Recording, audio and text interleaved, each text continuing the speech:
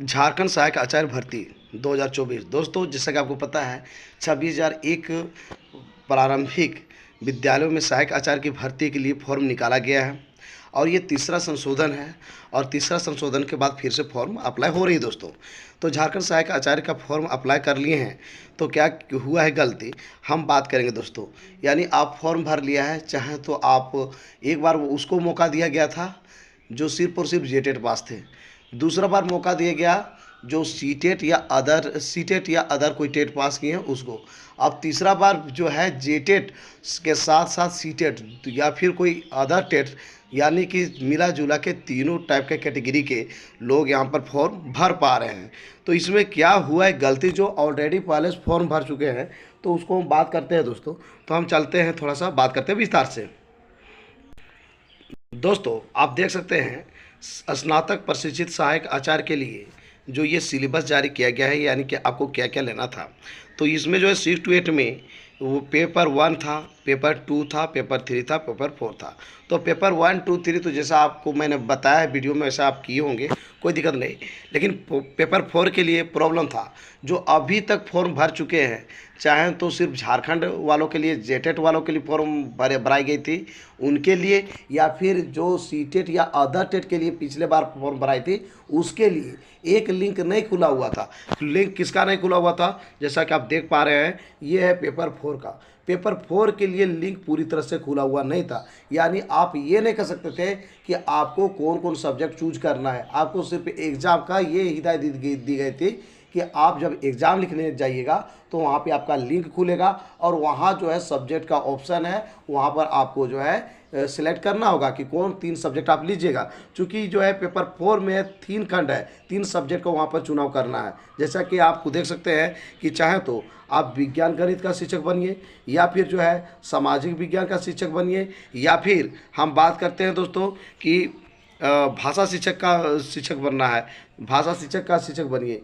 तो ये था नहीं कि आपको कौन कौन सब्जेक्ट चुनाव करना है, वहाँ पे ऑप्शन नहीं दे रहा था। लेकिन इस बार दे दिया है, तो आपको क्या करना होगा, सुधार करना जरूरी है। क्योंकि यहाँ पे स्पष्ट क्लियर नहीं है कि वहाँ पर लिंक खुलेगा या नहीं खुलेगा। क्यों नहीं खुलेगा उसको मैं बता दूँ कि बहुत सारे कैंडिडेट जो है यहाँ पे जो है फॉर्म फिलअप कर लेंगे कि किसका क्या क्या सब्जेक्ट है। तो उसको जब कह देगा आपको आयोग कि नहीं सो हम जो है पहले आपको ऑप्शन दिए थे, आपने क्यों नहीं किया, वहाँ पर एग्ज़ाम सिर्फ लिखना है। यानी कि वहाँ पर सिर्फ एग्ज़ाम में क्या होता है कि आपको रोल नंबर लिखना होता है, पासवर्ड देगा, उसके बाद आपको डायरेक्ट क्वेश्चन खुल जाएगी कि क्या क्या मतलब आएगा। सो तो ऐसा तो नहीं होता है कि वहाँ पर ऑप्शन देता है, ऐसा नहीं हुआ है। लेकिन पहली बार बोला गया था कि कैंडिडेट्स को कि आप जब एग्ज़ाम हॉल जाइएगा तो एग्ज़ाम हॉल में आपका लिंक खुल जाएगा, वहाँ पे आप चूज कीजिएगा। इस पर मैं बात किया था JSC ऑफिस में भी, तो वो ये पहले बोल चुके थे। लेकिन इस बार जो है ये बहुत सारा लोग जो है इस पर कंप्लेन किए थे कि वहाँ पर ऐसा नहीं होता है एग्जाम हॉल में कि सब्जेक्ट का ऑप्शन नहीं आता है, सब्जेक्ट चूज नहीं किया जा सकता है। ऐसा ऑप्शन वहाँ खुलता ही नहीं, आज तक एग्जाम में नहीं हुआ है। तो वो यहाँ पे चेंजिंग किए, यहाँ बदलाव किए। बदलाव क्या किए कि ये जो है लड़कों को के ऑप्शन दे दिए कि आप यहीं पर चूज कर लें। तो ये बहुत अच्छा ऑप्शन है। लेकिन जो है प्रश्न ये उठता है जो ऑलरेडी पहले से फॉर्म भर चुके हैं, यानी कि जो सिर्फ जेटेट वाले जो फॉर्म भरे हुए हैं वो, या फिर पिछले बार जो सीटेट वाले या अदर टेट वाले फॉर्म भरे हैं वो, उनका क्या होगा। तो उनके लिए मैं तो यही बताऊंगा दोस्तों कि आप फिर से फॉर्म अप्लाई कर दीजिए। आप कहिएगा सर ऐसा क्यों करेंगे, उसको बताने के पहले मैं थोड़ा सा बताता हूं दोस्तों कि यहाँ पर क्या सुधार हुआ है। सो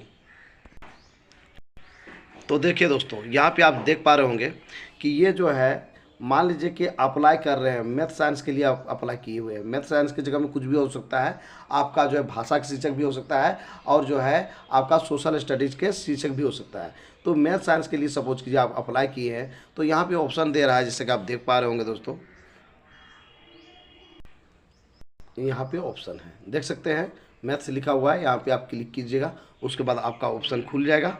उसके बाद दोस्तों देख सकते हैं आप कि 3 सब्जेक्ट का आपका जो है प्रेफरेंस दिया हुआ है। ठीक है, प्रेफरेंस 1, प्रेफरेंस 2 और प्रेफरेंस 3। तो 3 प्रेफरेंस आप ले सकते हैं कि कौन कौन सब्जेक्ट आपको लेना है पेपर 4 में। तो यहाँ पर मान लीजिए आप मैथ्स ले लिए, दूसरा में फिजिक्स ले लिए, तीसरा में क्या लिए, केमिस्ट्री। ऐसा क्यों जो नहीं ये चीज़ ही लीजिएगा, आप इसके सिवा और भी कुछ ले सकते हैं। तो इस प्रकार से प्रेफरेंस यहाँ पे दिया हुआ है, जबकि पहले ऐसा नहीं था दोस्तों। तो दोस्तों आपको क्या करना चाहिए इस पे मैं बता देता हूँ कि आपको जो है सबसे पहले इसको जो फॉर्म आया है, जो सुधार का दिया गया है टाइम, उस पर आप सुधार कर लें। क्योंकि सुधार नहीं कीजिएगा, कल हो सकता है कि एग्ज़ाम में ये खुले या ना खुले, झारखंड सरकार की कोई ठिकाना नहीं है यहाँ की क्या हो जाती है। तो कल के दिन में उसके पास एक ऑप्शन है, वो आपको बोल देगा कि सर आपने सुधार क्यों नहीं किया। हालांकि उसको एक नोटिस जारी करनी चाहिए। आज जो है मैं बात करूंगा उस पर कि नोटिस वो जारी करेंगे या नहीं करेंगे, ठीक है। लेकिन जो है यदि जारी नहीं करता है तो आपको सुधार करने का जो टाइम है उस पर सुधार कर दीजिए। यहाँ पर प्रश्न और भी उठता है कि यानी सुधार जो है पहले के कैंडिडेट को होगा या नहीं होगा, क्योंकि जो है अभी जो कैंडिडेट फॉर्म भर रहे हैं तो उसी का सुधार होगा या फिर जो पहले फॉर्म भर रहे हैं उसका भी सुधार होगा इसी में। तो ये प्रश्न भी विवादास्पद है, अभी ये क्लियरेंस नहीं है, सिर्फ इसी के एडवर्टीजमेंट के लिए है कि पहले जो 2 एडवर्टीजमेंट निकल चुका है झारखंड सहायक आचार्य का उसका भी सुधार होगा। तो उस पर भी हम बात करेंगे और आपको जो है एक वीडियो लेकर आज शाम को आऊँगा या फिर कल सुबह को दे दूँगा। तो ये जो है यदि सुधार हो जाती है तो कोई दिक्कत नहीं है, और नहीं तो दोस्तों आप क्या कीजिए कि एक फॉर्म भर दीजिए, फिर से आप फॉर्म भर दीजिए जो पहले से भर चुके हैं, चाहे तो आप जेटेट पास हैं जो पहले भर चुके हैं या फिर जो सीटेट या अदर टेट के लिए जो पिछले बार भराया था वो कैंडिडेट है तो फिर से भरें। आप कहेंगे सर क्या गलत नहीं हो जाएगी या क्या ये डबलिंग का केस हो जाएगा क्या, कि यानी कि 2 बार फॉर्म तो भरना नहीं है, नियम ये कहता है। तो मैं आपको बता दूं ऐसा बात नहीं है, आप 2 नहीं आप सैकड़ों फॉर्म भर सकते हैं। उसको मैं भी अभी प्रूफ में दिखाऊंगा कि आप सैकड़ों फॉर्म भर सकते हैं, लेकिन जो है आप जो लास्ट में फॉर्म भरिएगा उसी की जो है वैलिड समझी जाएगी, उसी को मान्यता मिलेगी। यानी पहले जितने भी आप फॉर्म भरेंगे, यानी आपने 100 फॉर्म भर दिया इसी विज्ञापन के लिए, इसी बहाने के लिए, और जो है आपने पहले जो है जितना फॉर्म भरा था यानी 99 उसको रिजेक्ट कर दी जाएगी, लास्ट में जो आप फॉर्म भरिएगा उसी को सिलेक्ट किया जाएगा। तो दोस्तों ये ऐसा रूल है जिसको मैं अभी दिखाऊंगा। साथ ही साथ आपको मैं बता दूं एक बार फिर से दोस्तों, यह बहुत सारा यहाँ पर चेंजिंग किया गया है। जैसे कि बहुत सारे कैंडिडेट जो परसेंटेज के कारण नहीं भर पा रहे थे, बहुत सारे कैंडिडेट जो है आपका जो बीएड किए हैं, जो 1-2 वर्ष किए हैं वो भी फॉर्म नहीं भर पा रहे थे, तो सबका लिंक खुल चुका है। जैसे कि आप देख पा रहे हैं, जो 2 वर्ष बीएड 1 वर्ष बीएड था उसको हटा के सिर्फ और सिर्फ बीएड कर दिया गया है, तो इससे आपको लाभ मिलने वाली है। तो दोस्तों बहुत सारा जो चेंजिंग हुआ है उसको रिगार्डिंग में हम शाम को हम बताएंगे कि आखिर क्या क्या सुधार हुआ है पूरी तरह से, और उसमें क्या संशोधन किया है। सबको फॉर्म भरनी चाहिए जो पहले से फॉर्म भरे हैं उसको या नहीं। लेकिन 2 चीज़ आप जान लो, जिसको भी यहाँ पे ये 2 इशू आ रही है, चाहे बीएड का रिलेटेड हो या फिर 1 to 5 में भी परसेंटेज के रिलेटेड हो, परसेंटेज का मुद्दा है, चाहे तो 1 to 5 हो या 6 to 8 हो, परसेंटेज इसका पूरा नहीं हो पा रहा था और वो कैंडिडेट जो भर दिए थे उनको दोबारा भर देनी चाहिए मेरे ख्याल से। और दोबारा भरने के बाद जो है आप निश्चिंत रह जाइएगा और कहिएगा सर आप 2 बार में, मैं फिर से बता दूं कि डबलिंग का यहाँ पर मामला नहीं आएगा, आप 2 नहीं 1000 भी फॉर्म भर सकते हैं, ठीक है। अभी हम बात करते हैं उसको, हम प्रूफ के साथ आपको बात करते हैं दोस्तों। तो दोस्तों आप समझ गए होंगे कि आपको प्रेफरेंस का दिया गया है, सब्जेक्ट प्रेफरेंस का, तो आप दोबारा फॉर्म भर लें, बहुत अच्छा रहेगा आपके लिए। और नहीं तो आज मैं क्लियर बता देता हूँ कि दूंगा कि आखिर जो है आपको मौका मिलेगा या नहीं कि संशोधन करने का। ये जो प्रेफरेंस दिया गया है इस पर हम संशोधन कर सकते हैं कि नहीं, इसको हम जैसी से बात करके आज शाम को बताएंगे या कल सुबह को बता देंगे दोस्तों। तो दोस्तों हम चलते हैं, आपको प्रूफ के साथ दिखाते हैं कि आप 2 बार फॉर्म भर सकते हैं या नहीं भर सकते हैं। दोस्तों ये रहा झारखंड सहायक आचार्य का पीडीएफ यानी कि ब्राउचर है दोस्तों, आप देख सकते हैं। ये जेएसएससी यानी झारखंड कर्मचारी चयन आयोग के द्वारा जारी किया गया है। झारखंड प्रशिक्षित प्राथमिक शिक्षक संयुक्त प्रतियोगिता परीक्षा यानी कि JTPT-CCE 2023, तो यही है झारखंड सहायक आचार्य का पीडीएफ दोस्तों, आप देख सकते हैं। अब हम चलते हैं डायरेक्ट कि आखिर जो है आपको कहाँ जाना होगा। तो आपको मैं ले जाता हूँ वो प्रूफ की तरफ, जहाँ पर आप जो है जानना ये चाहते हैं कि आप 2 बार फॉर्म भर सकते हैं या नहीं भर सकते हैं। और जो है 2 बार यदि फॉर्म भर दिए या 3 बार फॉर्म भर दिए तो कहीं आपका रिजेक्ट हो जाएगा का। तो दोस्तों आप जो है 2 बार तो ऐसे ही फॉर्म नहीं भर सकते हैं। एक बार आप जैसे फॉर्म भरिएगा तो आपको जो है उस दोबारा फॉर्म भरिएगा तो आपको रीड कर लेगा कि आपका इस मोबाइल नंबर से और ये जो है ईमेल नंबर से जो है फॉर्म भरा गया है। तो यदि दोबारा आपको फॉर्म भरना है तो दोनों चेंज करना होगा, तभी आप फॉर्म भर पाइएगा। तो जो है डबलिंग का केस तो यहीं पर हो जा रहा है। तो आप क्या कीजिएगा कि आपको यदि 2 बार फॉर्म भरना है तो मोबाइल नंबर और जो है ईमेल नंबर आप चेंज कर सकते हैं। अब यहाँ पर प्रश्न उठता है दोस्तों, जैसा कि आप देख पा रहे होंगे, ये है आपके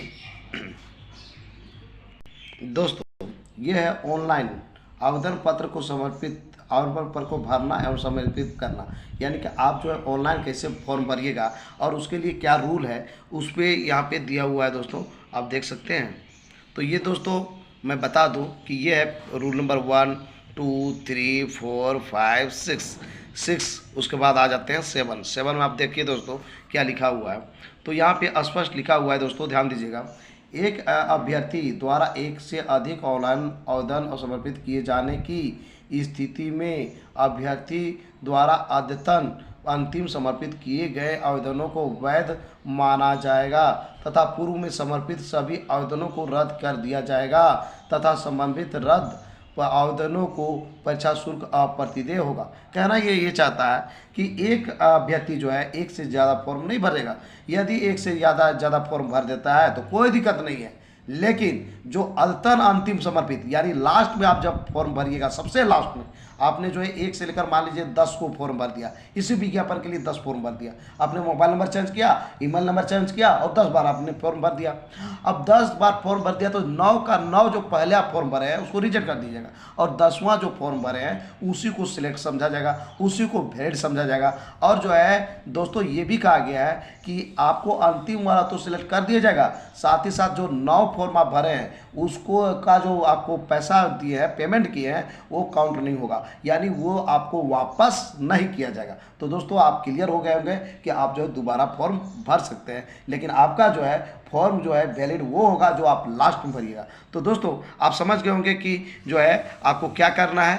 तो आप जो है ये कीजिए कि आपने यदि फॉर्म पहले भर दिया है और सब्जेक्ट का प्रेफरेंस नहीं था दोस्तों, एकदम बिल्कुल ही नहीं था, तो वैसी स्थिति में सब्जेक्ट का ऑप्शन यहाँ पे दिया हुआ है, उसको आप कर लें, है ना। क्योंकि हो सकता है कि कल के दिन में वहाँ एग्जाम के टाइम में सब्जेक्ट का प्रेफरेंस ना दे, ऑप्शन ना दे, तो आपके लिए बहुत ही मुश्किल हो जाएगा।